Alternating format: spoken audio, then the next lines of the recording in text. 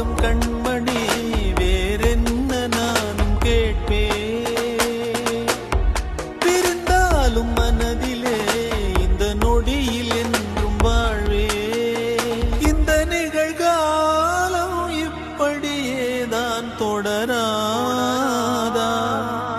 என் தனியான பயணங்கள் இன்றுடன் முடியா